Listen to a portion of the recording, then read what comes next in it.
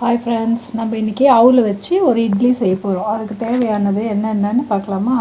இங்கே பாருங்கள், எல்லாமே நான் கட் பண்ணி வச்சுருக்கேன்.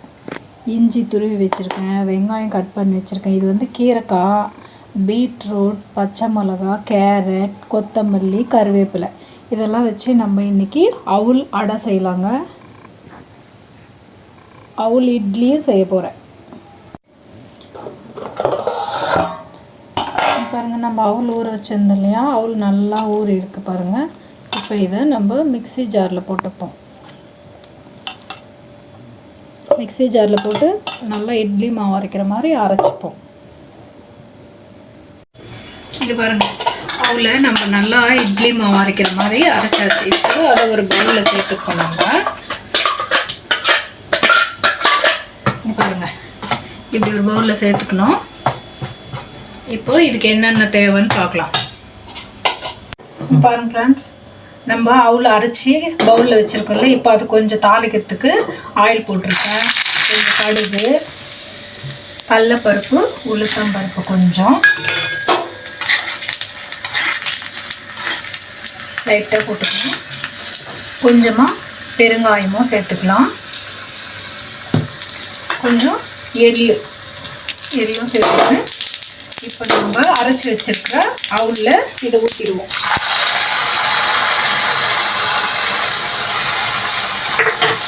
இப்போ தேவையான அளவு உப்பு போட்டுக்கலாம். கொஞ்சோண்டு வந்து நம்ம இட்லி சோடா கொஞ்சம் போட்டுக்கலாம். இது புளிச்சு வரத்துக்காக ஒரு 2 ஸ்பூன் தயிர். இப்போ இதை நல்லா நம்ம மிக்ஸ் பண்ணி விட்டுப்போம். இன்னும் இருக்குது ஃப்ரெண்ட்ஸ், இவ்வளோ தான் இல்லை, இன்னும் இதில் இருக்குது. இப்போ என்னென்ன ஆட் பண்ணுறதுன்னு இப்போ சொல்கிற பாருங்கள்.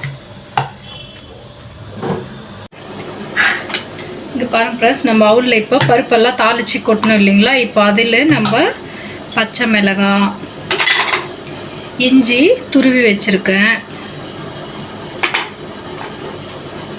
ஆனியன் வெங்காயம், கருவேப்பிலை, கொத்தமல்லி, கீரைக்காய் ஃப்ரெண்ட்ஸ், இது வந்து கேரட், இது வந்து பீட்ரூட்டுக்கு நம்ம லாஸ்ட்டில் சேர்த்துப்போம். பாருங்க ஃப்ரெண்ட்ஸ், எல்லா வெஜிடபிள்ஸும் போட்டு நம்ம நல்லா கலக்கிக்கலாம். இப்போ கலக்கிட்டு இங்கே பாருங்கள், குட்டி இட்லி பாத்திரம் வச்சுருக்கேன், தண்ணி ஊற்றி வச்சுருக்கேன். தண்ணி கொதிச்சுன்னு இருக்குது. இப்போ இந்த இட்லி பாத்திரத்துக்கு நம்ம நெய் சேர்த்துக்கலாம் ஃப்ரெண்ட்ஸ். நீங்கள் ஆயில் கூட சேர்த்துக்குங்க. நான் வந்து நெய் சேர்த்துக்கிறேன். நெய் சேர்த்து நம்ம இட்லி ஊற்றலாம், அடையும் ஊற்றலாம். இங்கே பாருங்கள், குட்டி இட்லி பாத்திரத்தில் நெய் ஊற்றி நெய் தடவி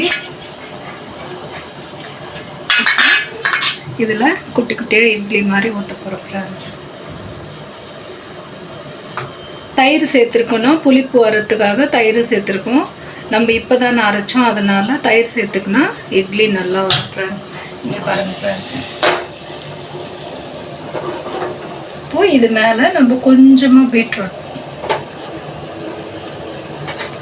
பசங்க கலர்ஃபுல்லாக இருக்கிறதுக்கு நல்லா விரும்பி சாப்பிடுவாங்க ஃப்ரெண்ட்ஸ். இன்னொரு குட்டி பிளேட்டுக்கும் நம்ம ஊற்றிக்கலாம்.